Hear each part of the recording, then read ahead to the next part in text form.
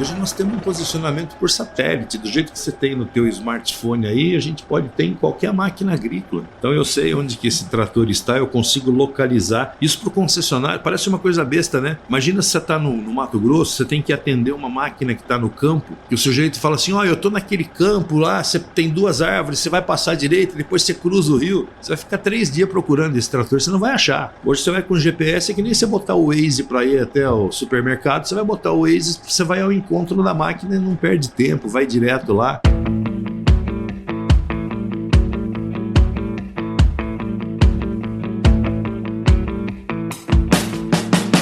E aí, pessoas, seja muito bem-vindo, muito bem-vinda ao Raízes do Agro, cara, diretamente aqui do estande da Piscin, né, gentilmente a Piscin cedeu esse espaço aqui pra gente poder conversar com as pessoas que estão passando aqui no AgriShow. E neste episódio estamos aqui com o José Luiz Coelho, que é o doutor Zelão, é isso? Mas é o que era Zelão, no mundo corporativo é Coelho sem o doutor. Sem o doutor.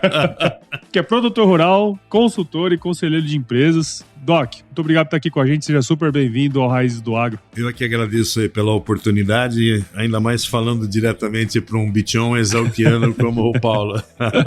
Muito bom, muito bom. Doc, pra gente começar então essa resenha aqui, conta um pouquinho das suas raízes aí no agro. Raízes profundas. Até hoje, né?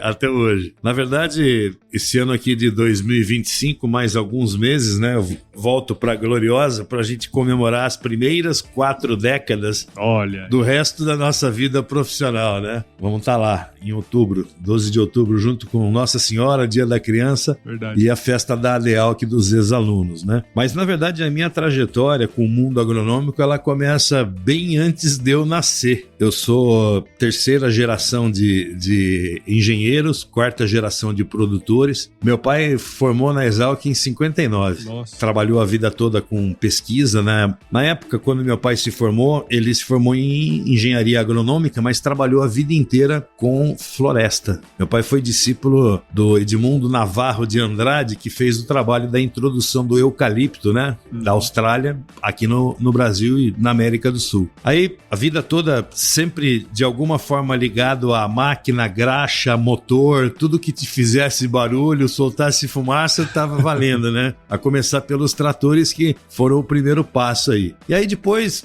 foi uma sequência natural, né? De adolescência, colégio, faculdade. E logo no 2º ano de faculdade conheci a minha namorada, que já é minha esposa aí há 35 anos, filha de um exalquiano também, da turma de 61, meu sogro trabalhando com a área de extensão rural, 37 anos de CAT, alguns anos de África, ONU, tem uma história muito bonita também. Legal. E tem um outro irmão, né, que na Exalc o apelido dele pegou mais do que o meu, porque eu entrei um ano antes e me deram um apelido, eu não sei explicar o porquê, mas o meu apelido inicial era Cara, e quando o Rubens entrou, ele virou o Coroa. Então era o Cara e o Coroa. O Coroa ficou, o Cara virou Zelão e depois no mundo corporativo o Zelão virou Coelho, né? E assim, eu divido a minha vida, Paulo, profissional em 2 etapas. Eu tive uma etapa acadêmica e depois uma etapa no mundo corporativo, né? Eu digo acadêmica porque logo que eu me formei, fui trabalhar no norte do Paraná, gerenciando propriedades agrícolas e tal, mas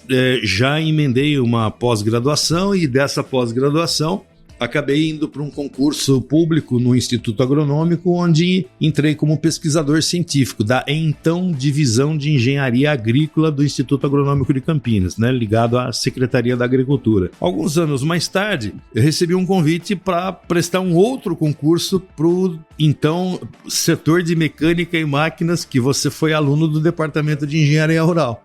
E acabei me transferindo do IAC para a Exalc. Aí foram mais 11 anos na docência, mas ali já começou um trabalho muito próximo do mundo corporativo, porque para a gente poder se manter atualizado naquele momento, que a gente ainda estava muito longe do fundo do poço que a gente está vivendo hoje nos institutos de pesquisa, nas universidades, para a gente ficar atualizado, a gente tinha que estar do lado das indústrias. Sim. Então fizemos vários convênios com empresas multinacionais de tratores, colheitadeiras, empresas nacionais de implementos, levamos vários convênios para a Exalc, e um desses convênios acabou me levando voltando para o Rio Grande do Sul, né? Quando eu me transferi para Massey Ferguson, na época, onde tive o prazer de trabalhar por alguns anos. E de lá teve uma outra migração gaúcha também, fui parar em Horizontina, no começo do mundo.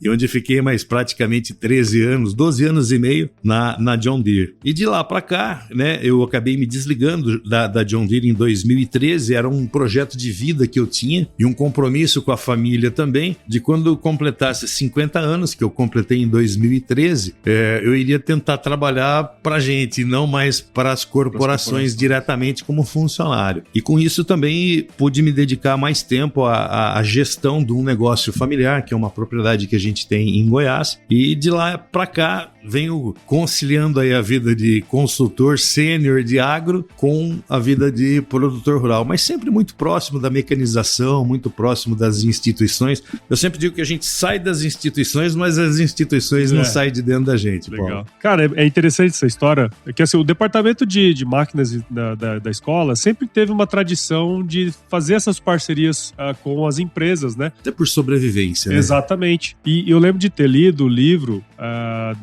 da biografia do ex-ministro da Agricultura, que trouxe a Valmet para o Brasil na época. E ele tem uma história muito interessante, né? Porque ele deu a canetada na época que ele era ministro para Jacto poder trazer as coisas para cá. Então, é um departamento assim que lá atrás já tinha essa visão de que a empresa, junto com a universidade, tem como fazer uma parceria que dá certo e que prospera, né? Na verdade, como nada se cria, tudo se copia, isso já se fazia no hemisfério norte aí há muitos anos, né? E tanto a Massey Ferguson quanto a Valtra não é norte-americana, a origem dela é finlandesa, era uma estatal, inclusive, né? Na época que nós estudamos ainda era Valmet, depois é que ela virou Valtra, e mais tarde ela foi comprada pela AGCO, pela ACO, né? E hoje está debaixo do mesmo guarda-chuva da Massey Ferguson. Mas realmente foi assim um passo muito importante para que a gente diminuísse esse gap tecnológico, né? Caso contrário, a gente estaria dando aula até hoje nas universidades aí com tratores e máquinas de 40, 50 anos atrás, o que não tem sentido nenhum para quem pensa em formar pessoas, né? Para que elas possam chegar para o mercado atualizadas e tudo mais. É bem nessa linha. Legal. E como que foi essa experiência de ser professor na escola, né? Porque assim...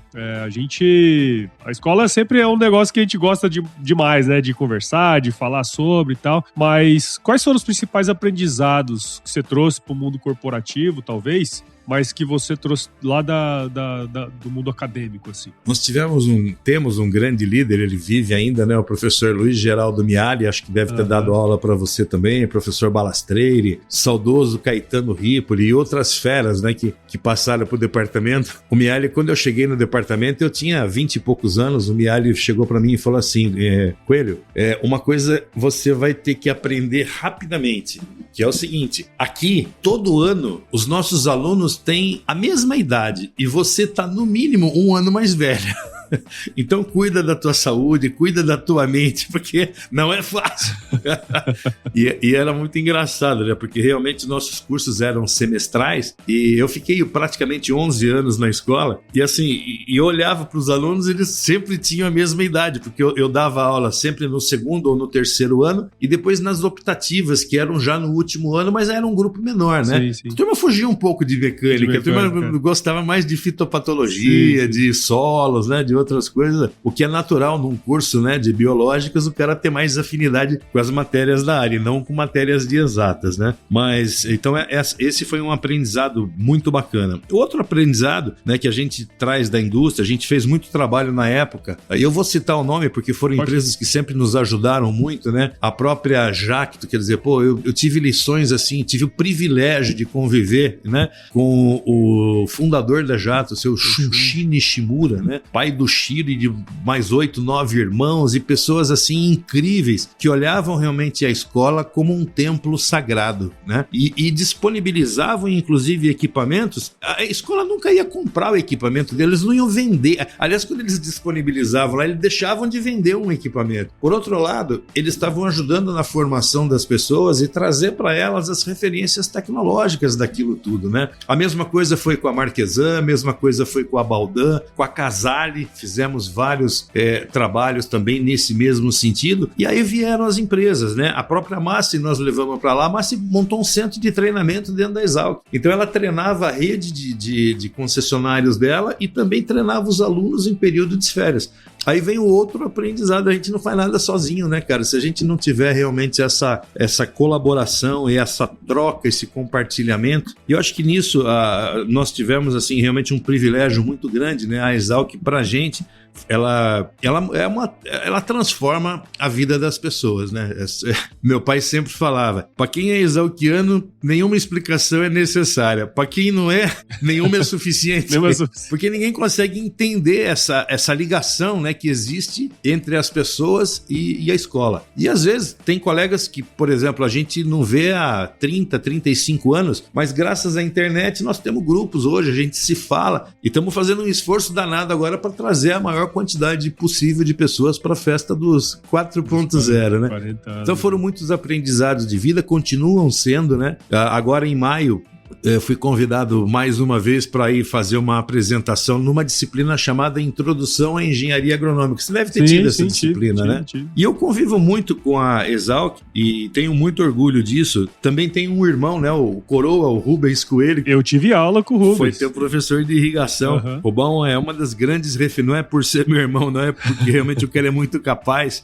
É uma das grandes referências aí na área de irrigação, fez o PhD dele nos Estados Unidos e é uma pessoa que tem uma vocação realmente de formar pessoas, né? Muitos orientados, mestrandos, doutorandos, então a gente está muito conectado ainda com a escola e com o mundo acadêmico, né? Então isso é muito gratificante. Legal. E esse lance do nunca é suficiente explicar para quem é de fora, né, cara? Porque se todo mundo fala assim, a máfia chegou, né? mas assim, eu já vi, já soube de casos, já tive casos da pessoa mal te conhecer e te receber pra jantar em casa, pra almoçar em casa, porque simplesmente por causa disso. Deixa eu te contar duas historiazinhas rápidas. Eu cheguei em Ribeirão Preto em 2002. A minha missão naquele momento era... a gente estava abrindo uma unidade de negócio cana em Ribeirão Preto. A John Deere tinha acabado de comprar uma tecnologia. A John Deere atuava em todos os mercados, em todas as cadeias, com um portfólio completo, menos na cana. Ela não tinha colhedora de cana. Então ela comprou uma empresa, na época era uma empresa que tinha sido fundada na Costa Rica, mas já estava nos Estados Unidos, a Cameco, e a gente veio para Ribeirão então para estar mais próximo do coração da cana do Brasil, né? São Paulo tem 55% da cana. Cheguei aqui. E aquela história, você chega numa cidade, boi em terra estranha é vaca, né? Então aprendi que a gente nunca deve chegar de cara e já querer comprar alguma coisa. Não, aluga um apartamento, uma casa, vê se é aquilo que você quer mesmo, se é o bairro que é bacana, né? Cara, cheguei aqui, tinha vários amigos, mas não tinha familiar, não tinha... E aquela história, precisava de fiador, aquelas coisas todas, né? E eu sempre andei com meus adereços aí de escola, né? Em todos os lugares que eu vou, tem um A encarnado, tem uma camiseta da Exalc. E eu fui ver com a minha esposa, fomos numas 2, 3 imobiliárias. E numa das imobiliárias, quando a gente chegou, tinha um senhor que estava sentado numa mesa ali do lado, e ele era um cliente, ele não era da imobiliária. Eu vi que o cara, a hora que ele olhou para minha camiseta, o cara, ele queria falar comigo de qualquer jeito, né? Eu não entendi o que estava acontecendo. Aí minha esposa combinou com a corretora, vamos então ver uns apartamentos, eu vou separar. Naquela época não tinha as bases de dados de internet, porque hoje você nem vai mais fisicamente ver, né? Bom, e esse senhor saiu, achei que tinha ido embora. A hora que eu saí na rua com a minha esposa, a gente ia almoçar para depois ela voltar para ver os apartamentos. Esse cara me pega no braço. Bichão, você tá procurando o quê, Bichão? Daí me apresentei e tal, né? Ajoelhei, fiz o ritual todo, né? Ele tinha sido um amigo do meu pai, cara. Meu pai foi bicho dele, pra você ter uma ideia. Aí esse cara pediu desculpa, né? Tava brincando e tal. Daí ele falou, olha, é o seguinte... A minha família tem alguns imóveis aqui em Ribeirão Preto, tinha uns 30 imóveis, né? E a gente tem aqui apartamento, casa. Eu vou te dizer o que a gente tem, veja o que te serve, né? E se algum desses imóveis te servir, daí a gente nem precisa fazer negócio pela imobiliária. Falei, cara, mas não vai... Falando, fica tranquilo, eu também, eles já tomam muito do meu dinheiro, né? Daí fomos lá, olhamos e tal, vimos o apartamento, que ela chegou e falou assim pra mim, e tinha um papel desse tamanho assim, com uma lista de documentos, você tinha que apresentar os nossos pais, sogro, não podia ser fiador, porque a pessoa tinha que morar em Ribeirão Preto, ter imóvel em Ribeirão Preto. E aí, num segundo encontro, eu mostrei o papel pra ele e falei, ó, o que os caras estão me pedindo. Ele catou o papel, rasgou, falou, cara, você escolhe o que você quiser, eu não quero nem contrato. Então, assim, o cara que nunca me viu, cara. Sim, né? sim. Então, é uma coisa assim, realmente não tem explicação, cara. Realmente é só essa magia exalquiana aí que explica, né? É isso aí, cara. Muito bom. Muito legal.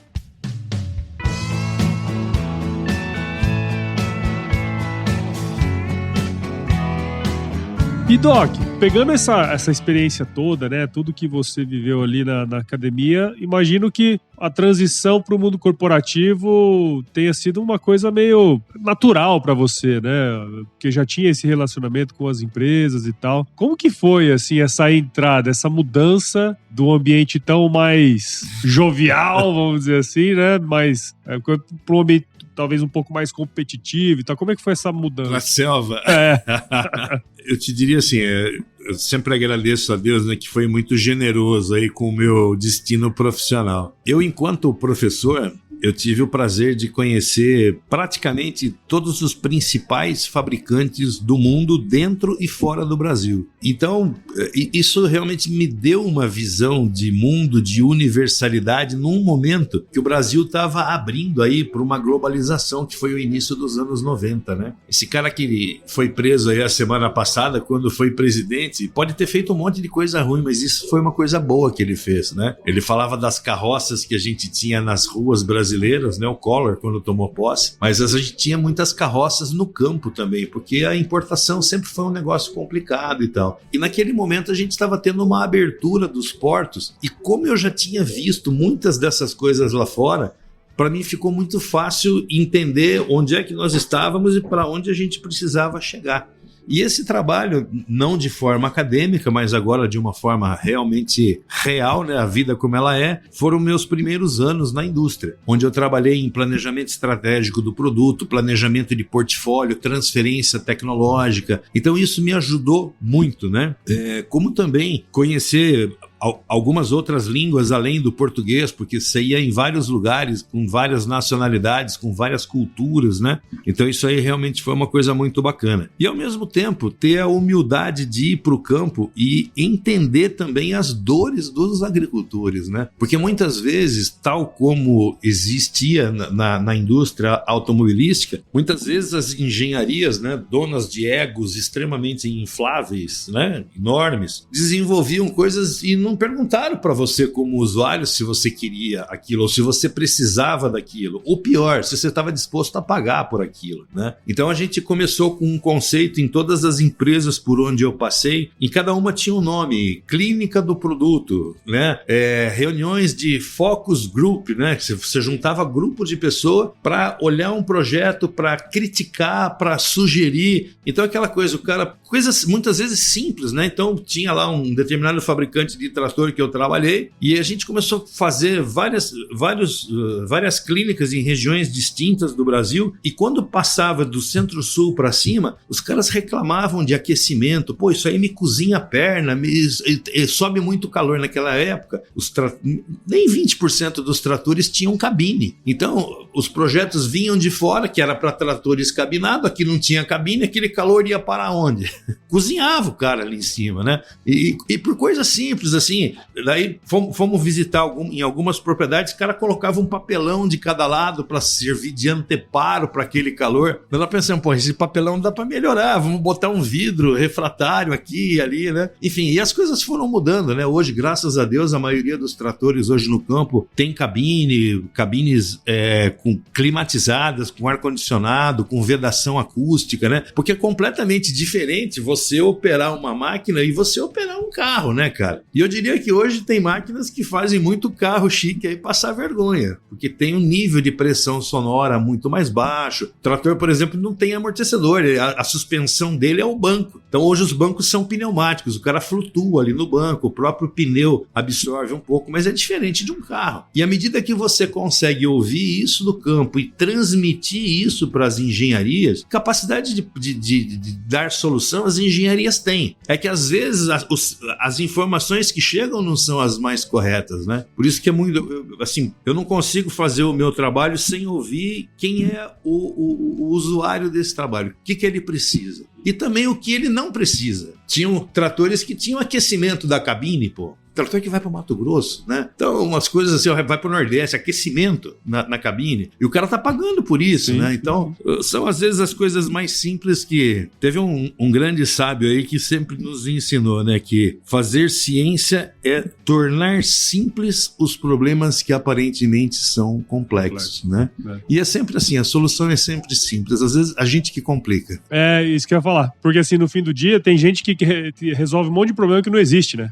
Ou cria um problema. Acaba criando um problema. Ou cria uma solução para depois ver se encaixa em algum problema, né? Alguma dor, né? É isso aí. Dentro dessa experiência, foram muitos anos, né? Nessa...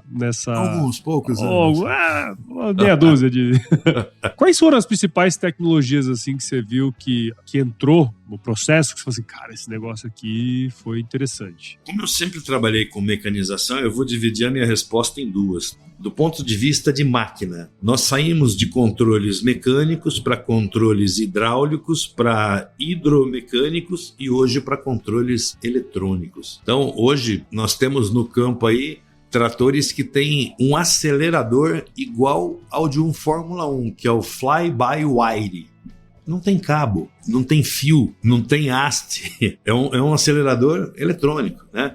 Hoje nós temos um posicionamento por satélite, do jeito que você tem no teu smartphone aí, a gente pode ter em qualquer máquina agrícola. Então eu sei onde que esse trator está, eu consigo localizar. Isso para o concessionário parece uma coisa besta, né? Imagina se você está no Mato Grosso, você tem que atender uma máquina que está no campo, e o sujeito fala assim, eu estou naquele campo lá, você tem 2 árvores, você vai passar à direita, depois você cruza o rio, você vai ficar 3 dias procurando esse trator, você não vai achar. Hoje você vai com GPS, é que nem você botar o Waze para ir até o supermercado, você vai botar o Waze, você vai ao encontro da máquina e não perde tempo, vai direto lá. Então, assim, as ferramentas realmente mudaram muito, né? Hoje, todos os concessionários, a grande maioria das empresas de ponta, elas já fazem o gerenciamento das máquinas. Eles sabem qual máquina está trabalhando, onde está trabalhando, se a temperatura está ok, se o motor está ok, se a máquina está parada, se ela precisa de algum tipo de ajuda e tudo mais. Então, essa foi a evolução e que chegou hoje aí no que a gente chama de agricultura 4.0, 5.0, robô, trator autônomo. Nós já temos trator autônomo que não precisa de operador. A lei brasileira não permite ainda. Então, o sujeito pode estar lá no banco de braço cruzado ou no WhatsApp, que com a Starlink hoje o cara está o tempo inteiro, isso está causando outros tipos de problema, né? Mas essa tecnologia já tem. Então, esse é o lado da máquina, né?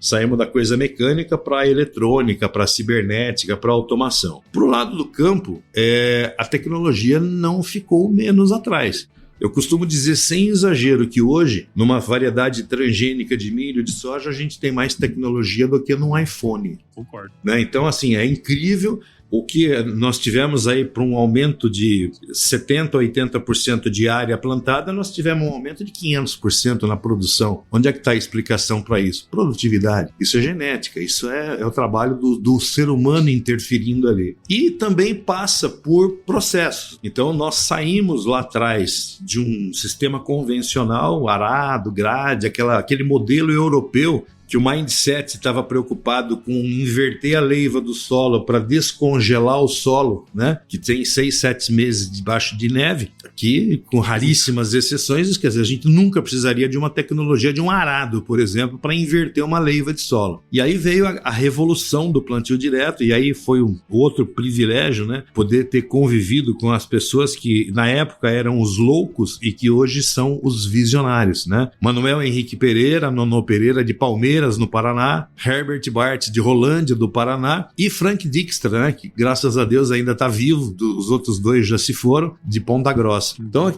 essa convivência, no meu caso, principalmente com o Herbert Bartz, foi muito rica. Então quando eu fui para as empresas, a gente fazia trabalhos, por exemplo, envolvendo a Massey Ferguson, a Jato e a Marquesan, e o nosso advisor, nosso PhD era Herbert Bartz, né? Um alemão. A turma brincava, falei que teimoso é quem teima com o alemão, né? Só que aquela história, o teimoso que dá certo vira persistente, né? O louco que dá certo vira visionário. E essa história do Plantio Direto é interessante porque nós temos um podcast na nossa rede aqui, que é o podcast baseado em fatos rurais, que é um podcast de storytelling. Olha e eu só. contei a história do Plantio Direto. Que bacana. E tem o nome dessas 3 pessoas lá, muito legal. Pra mim é o triunvirato aí, né? E é claro, depois isso aí precisou ser adequado para cada região, porque quando a gente leva isso pro Nordeste, pro Norte, para as nossas fronteiras, né? Eu tenho tido algumas experiências profissionais em Roraima, por exemplo. O conceito é o mesmo, o jeito de fazer é completamente diferente, porque no Sul você produz a biomassa, o material orgânico, e ela se conserva, você tem alguma umidade no inverno. Você vai lá para cima, você tem 5 meses. Tô aqui em Goiás, a gente tem 4, 5 meses de zero de chuva, né? E mais recentemente, já na John Deere, eu tive também o outro privilégio de participar para mim, a terceira revolução aí da agricultura brasileira, que foi o ILPF. O ILPF é um projeto que nasceu dentro da Embrapa, mas não ficou nos laboratórios, não ficou nas telas dos PowerPoints da Embrapa.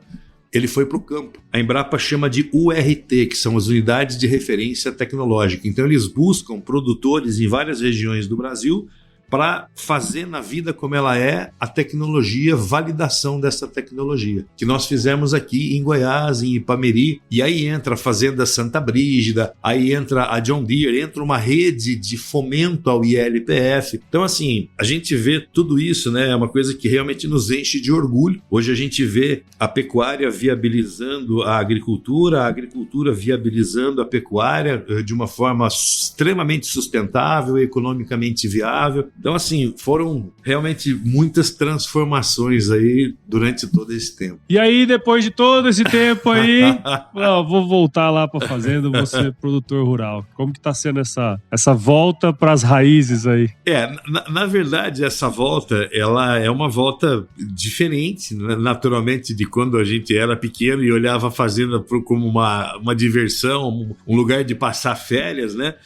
Eu estou numa região de Goiás, justamente na região de Ipameri, onde nós temos uma altitude média lá entre 850 até 1.100 metros. Então é uma altitude muito boa, né? Você tem uma amplitude térmica muito bacana aí para grãos, então é muito legal. A nossa propriedade especificamente, ela tem uma vocação mais para pecuária. Então a agricultura é mais para viabilizar a pecuária. Então na região se planta milho, se planta sorgo, tal, para ser transformado em carne. Dificilmente alguém, a menos as propriedades que fazem só agricultura, aí é diferente, né? E aí nós começamos uma experiência inicialmente com Nelore e depois fazendo cruzamento comercial, né? Fazendo IATF, né? Inseminação artificial por tempo fixo, usando aí o sêmen do Black Angus. E aí é um outro aprendizado, né? Porque a gente vê assim a diferença que existe entre uma raça completamente adaptada ao meio, como o Zebu, como o Nelore, e a gente vê,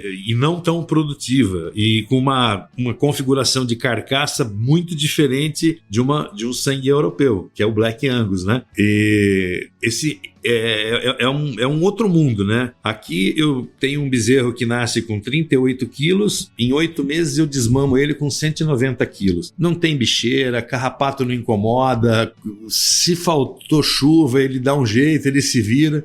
Aí você tem um outro bezerro Nutella aqui, ó. Né? Então ele nasce com 34 quilos, ele nasce menor, ele nasce menorzinho, só que quando você desmama ele com 8, 9 meses, o bicho está com 225 quilos, 25, 30% a mais do que o Zebu. Só que esse aqui tem bicheira, esse aqui não respeita a cerca, o pelo dele é preto, então ele sofre um estresse térmico muito maior do que o outro, mas tudo é aprendizado, né? E eu acho que agora a pecuária brasileira também está dando uma lição para o mundo aí de eficiência e tudo mais, mas ainda a remuneração ela não está proporcional aos ganhos que os produtores tiveram.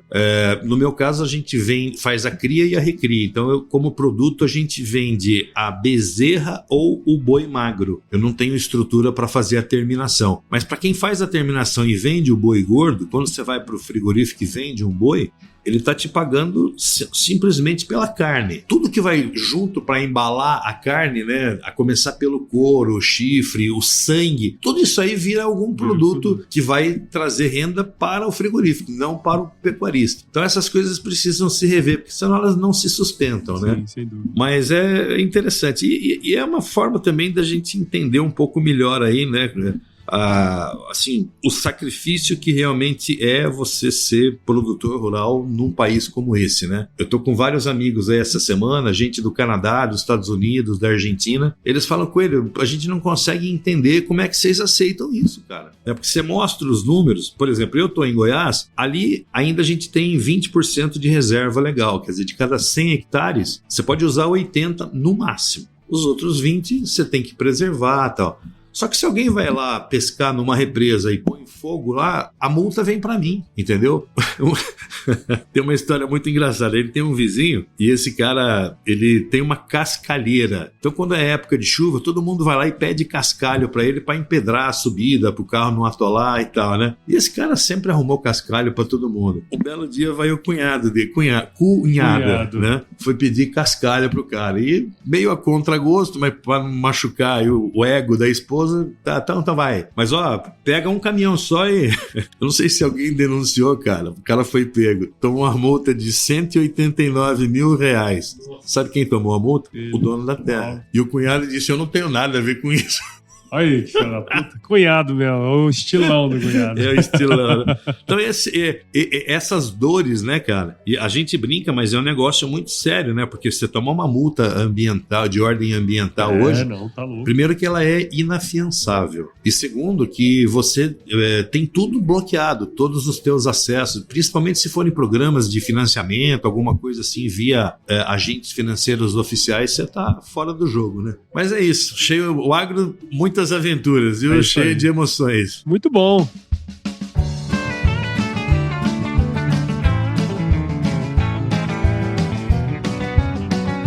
Doutor, muito obrigado, viu, por você ter topado aí bater esse papo aqui. Eu sei que tem bastante coisa aí pra você fazer durante o dia, né? Mas obrigado e parabéns aí por toda essa história.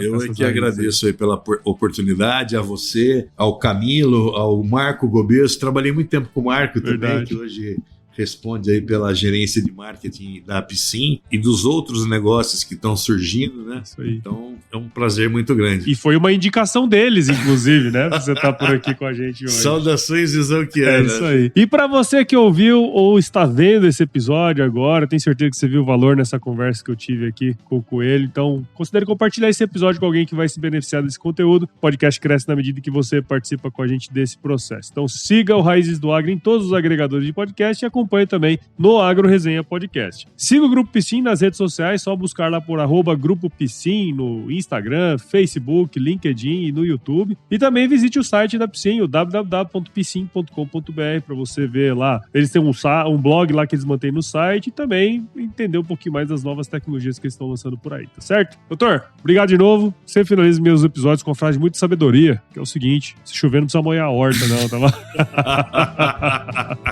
Muito obrigado. Muito bom, cara.